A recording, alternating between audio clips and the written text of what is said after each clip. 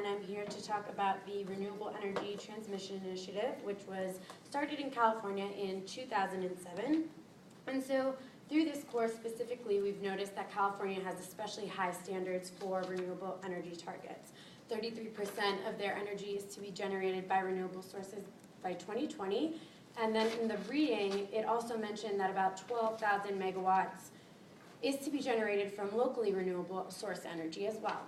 So as great of a step in towards a clean energy future that California is taking on, these large targets also present challenges for the state. For instance, as we mentioned, to adequately meet those targets, new generation and transmission projects need to be built. So we've noticed that although that may sound like an easy task, there is a lot of planning that goes into these processes. Permitting, siting, and economic costs all need to be accounted for.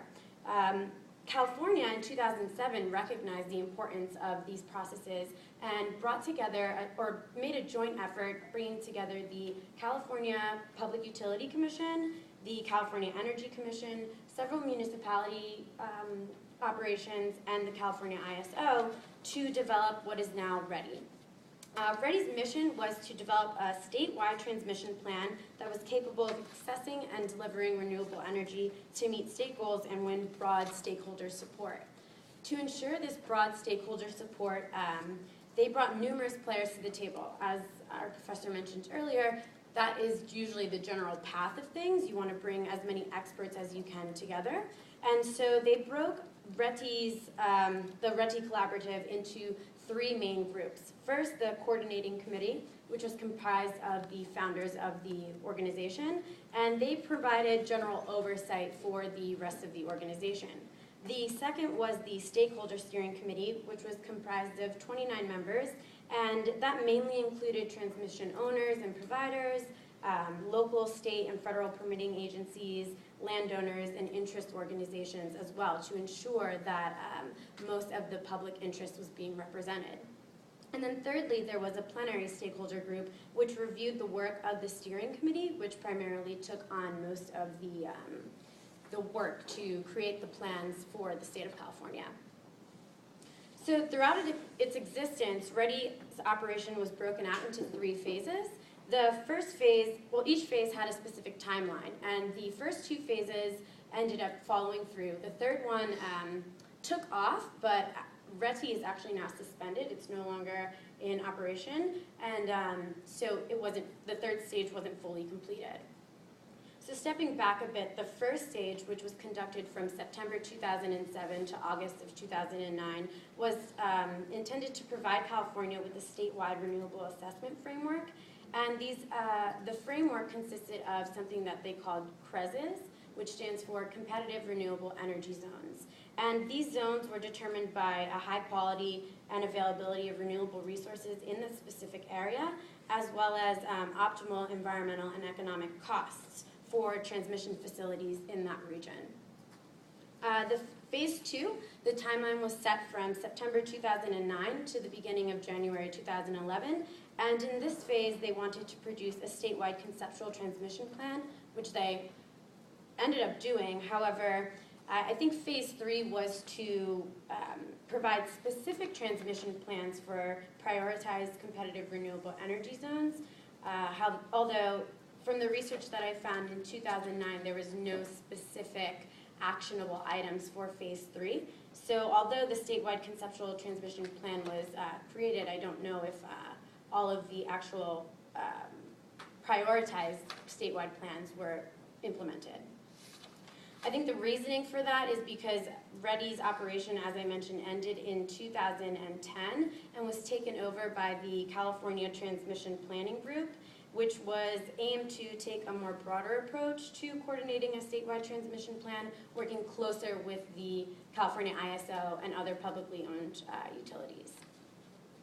So although that Reti is suspended and is currently dormant, there were several beneficial aspects from this project.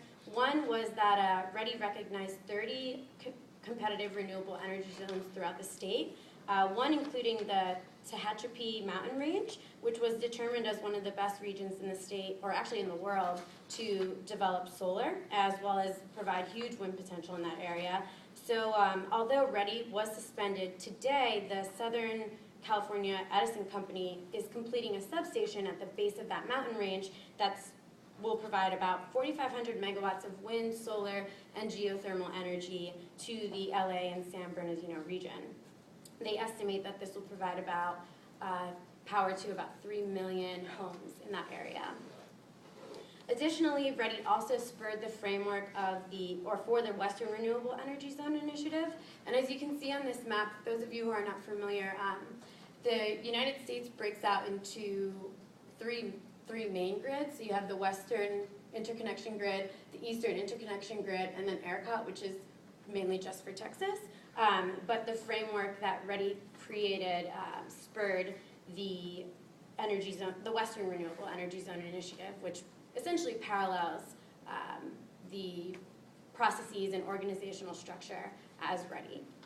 Reti also serves as a template for the Department of Energy, which is now or not the Department of Energy, the Department of Interior, which is developing maps to streamline energy growth and transmission development throughout our nation's public lands.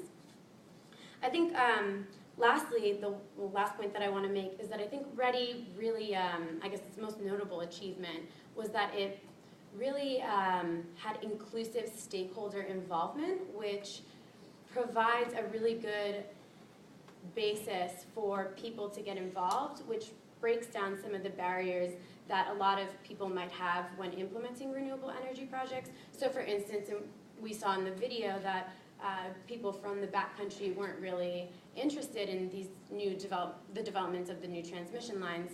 I think Reti's objective was to provide an arena where the public can come forward and speak about their interests and their preferences in the development of new transmission lines. So Great. that's that. Thank you. Yeah.